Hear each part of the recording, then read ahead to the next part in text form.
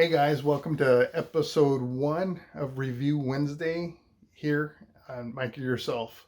So for today's video, we're going to cover the 21-inch front wheel upgrade I did on the 95 Fatboy. So if you watched that video already, you know I upgraded the 16-inch stock wheel that came with this bike to a 21-inch.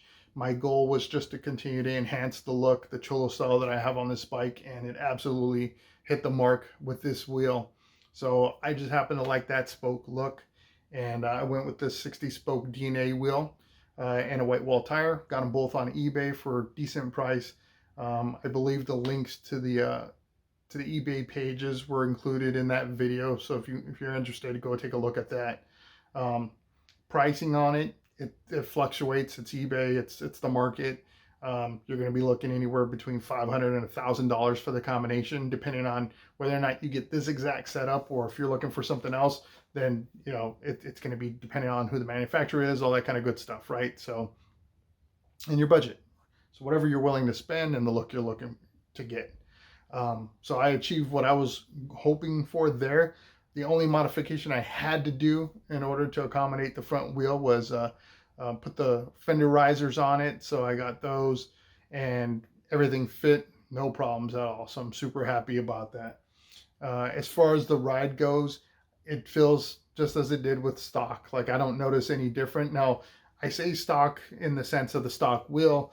I have ape hangers, so of course the steering on it's going to be a little bit different. But as far as like feeling the ground as you ride, so whether it's on the freeway, on the street, or a highway, I don't feel the road any more than I did with the other wheel. Being a lower profile tire, I kind of thought like I was going to feel like you're in a sports car and you feel the road in the steering wheel. I thought I was going to feel the same thing in the handlebars, and I don't. It feels the same. I don't notice it at all. So that's cool. That's I'm glad that worked out. Um, as far as braking goes, braking's just been fine. I don't notice any different. I got a single caliper, single rotor up front, and it doesn't stop any different than it did before. So yeah, glad I don't have to worry about that.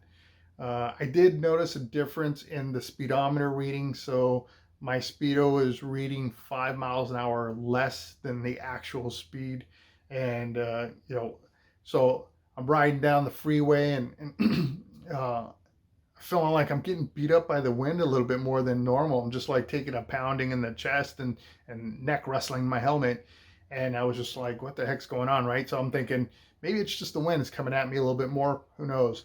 On my ride back, I kind of felt the same experience, and I was scratching my head trying to figure out what the heck changed. And then I realized, hey, dummy, you put the bigger wheel in the front, which means you don't have to go as fast, or you don't have to turn that wheel as fast in order to achieve the higher speed. So I downloaded an app on my cell phone and went out for a ride to do a comparison. And what I found is, yeah, I was actually going, 5 miles an hour faster than what my gauge was reading. So now I just kind of make a mental note of that.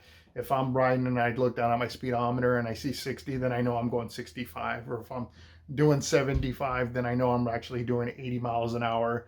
And yeah, that doesn't bother me. So I don't need to make any modifications to account for that. This is an older bike, so because of that, it's a cable speedometer. You'd have to swap out like the gearing or something to try to fix that. And to me, it's just not worth it, right? Like for the 5 mile an hour, and you could just take a mental account for it, not a big deal. If you have one of the newer bikes, it's a lot of that stuff's all by wire electronics, so you might be able to program it or do something different much easier. But again, I mean, if it's not a big deal to you, I wouldn't waste any time trying to adjust for it. So all in all, like I said, I love the upgrade on this bike. It's been a couple of months, man. I couldn't have picked a better upgrade to do. And I'd do it all over again if I had the choice. So really happy with the output. I hope that this feedback, the initial video, provides you the information you're looking for to make the decision if you're looking to do the upgrade yourself, or if you're just watching this for the pure entertainment knowledge value. Then I hope I brought that to you as well. If you like this video, hit that thumbs up. If you like my content, consider subscribing. And if you don't want to miss out on that next video, hit the notification bell. I produce every Sunday at 9 a.m. Pacific Standard Time. And with this new series, I'm going to be doing Wednesdays, probably same time. I'll probably release them at 9 o'clock in the morning. And, I hope that, you look forward to those videos coming up. And until then, I hope to see you in the win.